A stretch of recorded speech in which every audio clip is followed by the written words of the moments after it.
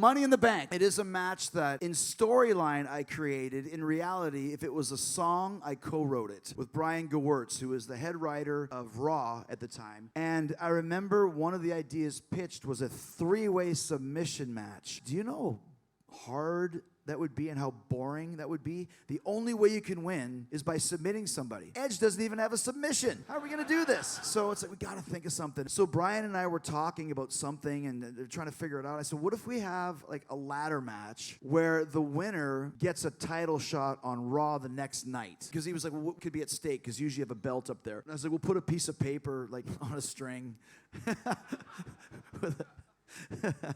with a clothespin. But the thing that was different to me as well was that we've never had a six-way ladder match where every man is for himself. They had tag team ladder matches with 6 guys, but it was Dudley's, Edge, and Christian, Hardy's, etc. So I thought it's cool on 2 points. One, everybody's for himself, which we hadn't seen. Now it happens every week, but at that point in time, it never happened. 2, then we have something at stake which everybody would want, which is a title shot. So then Brian and I were talking, kind of going back. He said, well, what if we make it for a year? That way we don't have to put a date on it. If you win this Money in the Bank contract, you can use it at any point in time over the next year. And then he said, well, it's like having money in the bank. It's like you have your cash in the bank. You can use it whenever you want, but you know you have it. So it's the Money in the Bank match. That sounds really cool. Let's pitch it to Vince and see what he says. And anytime that happened, I wasn't privy to the pitches, so I would have to wait. And you'd be like waiting, like look at your phone.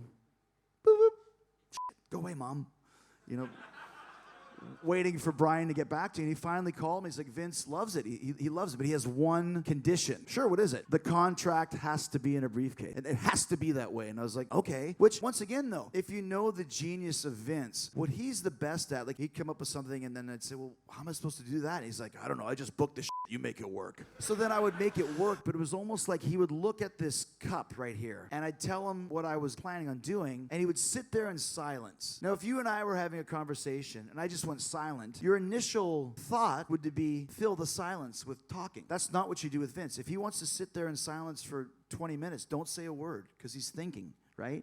And then he would go, how about if we did this? And not literally, but figuratively, take this cup, this idea that I have, and go,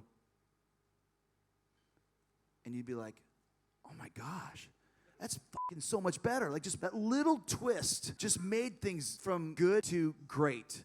And that's what Vince does best. So by coming up with the briefcase, it's awesome because, like I said, like a piece of paper on a string or whatever, it's stupid.